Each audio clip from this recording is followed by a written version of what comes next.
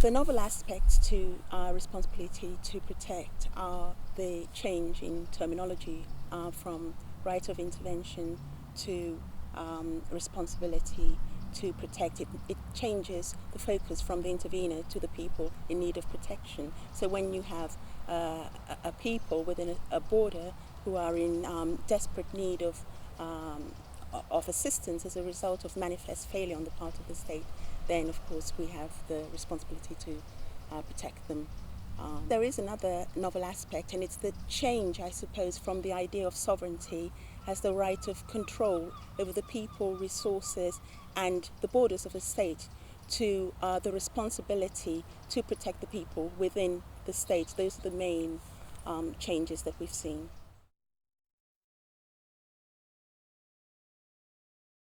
The key problems in implementing R2P that I've found has been in terms of the terminology. Under the Security Council framework, under the United Nations framework of R2P of 2005, you require manifest failure on the part of the state. Now, there is no definition of what constitutes manifest failure, so we have that problem. The second, I suppose, challenge is the idea that the Security Council, only the Security Council can authorize intervention, which might seem the right way to go to contain conflicts, the number of conflicts in the world.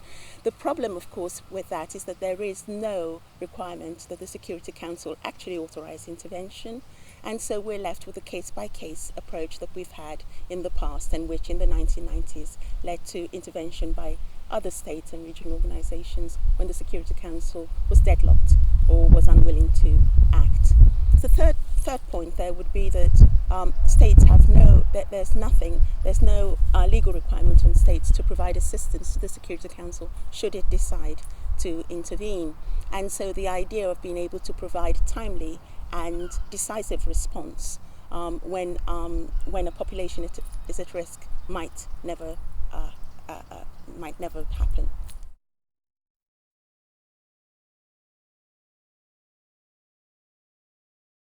I'll take the case of Libya of 2011, on which I've written, and which the concept of R2P was discussed, and which the Security Council used in its intervention. From that, I have three key lessons. The first is the importance of regional organizations or agencies in supporting the Security Council and the R2P initiatives. There we had NATO providing troops and leading the way. And at the same time, we had the Arab League providing the necessary political support for Security Council action.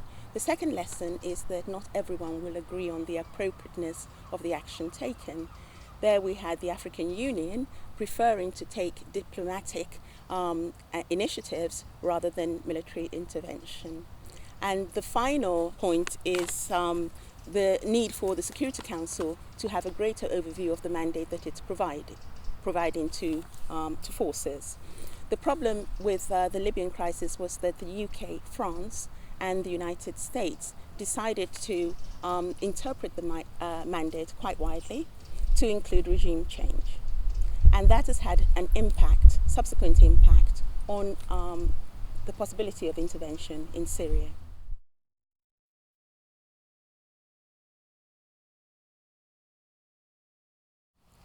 I think it's with regret that I would agree. And I think it comes back to the requirement for prior authorization from the Security Council before any military action can be taken.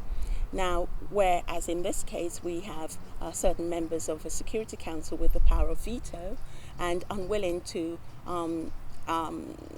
authorize intervention or sanctions, then the people are very much left to their own. And this, in my mind, takes us back to the 1990s and the Rwandas and the Srebrenicas and the Kosovos, where unless we are willing to act illegally but legitimately, then the people will be at risk.